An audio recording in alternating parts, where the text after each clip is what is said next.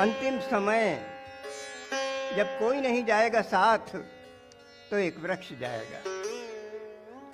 अपनी चिड़ियों, गिलहरियों, फलों, फूलों, ऋतुओं से बिछुड़कर साथ जाएगा एक वृक्ष। अग्नि में प्रवेश करेगा वही मुझसे पहले। कितनी लकड़ी लगेगी शमशान की टाल वाला तो पूछेगा कि गरीब से गरीब भी 7 मन तो लेता ही है।